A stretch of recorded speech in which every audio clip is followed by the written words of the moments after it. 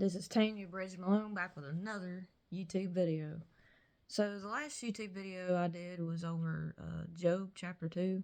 So today I'm going to read Job chapter 3 verses 1 through 26. And then I'm going to go over it some and tell you what I interpret the meaning as. And if there's any questions, leave it down in the comment section below. So chapter 3 verse 1. After this, Job opened his mouth and cursed the day of his birth. And Job spoke and said, May the day perish on which I was born, and the night in which it was said, A male child is conceived, may that day be darkness. May God above not seek it, nor the light shine upon it. May darkness and the shadow of death claim it. May a cloud settle on it. May the blackness of the day terrify it. As for the night, may darkness seize it. May it not rejoice among the days of the year. May it not come into the number of the months. Oh, may that night be barren. May no joyful shout come into it. May they curse it who curse the day. Those who are ready to arouse lift them. May the stars of its morning be dark. May it look for light but have none, and not see the dawning of the day. Because it did not shut up the doors of my mother's womb, nor hide sorrow from my eyes. Why did I die at birth? Why did I not perish when I came from the womb? Why did the knees receive me, or why the breast that I should nurse? For now I would have lain still and been quiet. I would have been asleep. Then I would have been at rest with kings and counselors of the earth, who built rings for themselves, or with princes who had gold, who filled their houses with silver. Or why was I not hidden like a stillborn child? Like infants who never saw light, there the wicked cease from troubling, and there the weary are at rest.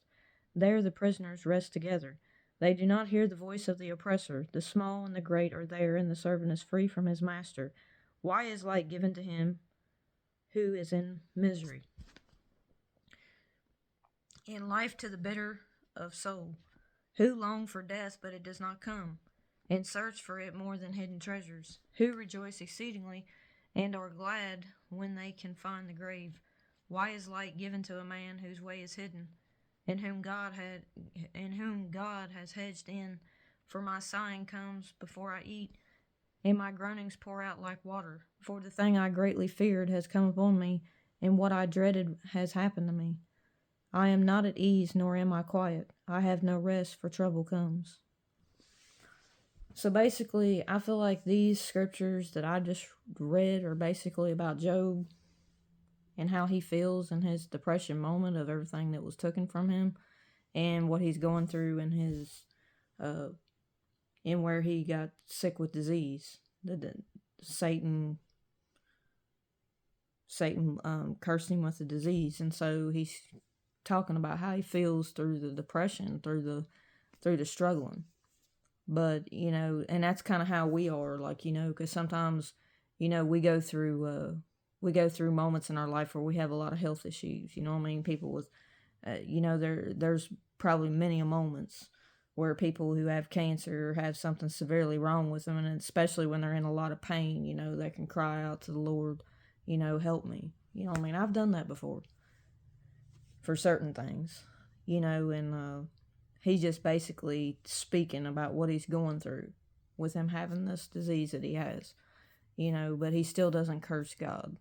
You know what I mean? He still, with his faith, he still has enough faith to believe in the Lord and believe that he's of good and not of bad.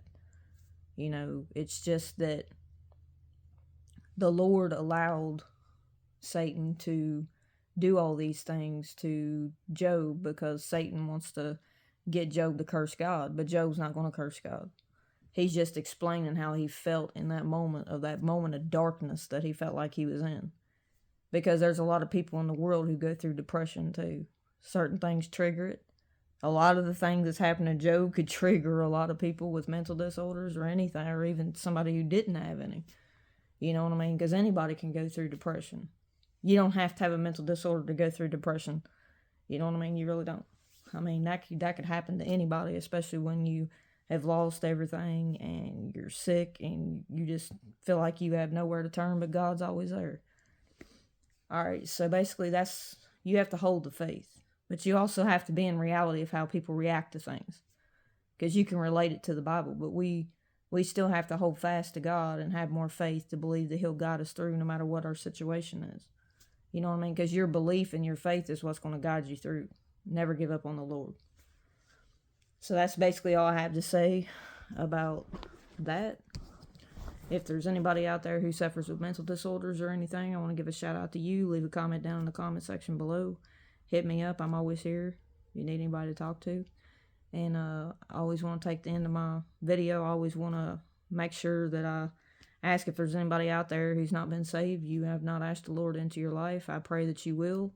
You believe in the Lord and you're truly sorry of your sins and you ask the Lord to forgive you of it and believe that Jesus died on the cross and that He arose from the dead 3 days later, you're saved. And then go find you a church to attend and be baptized, you know.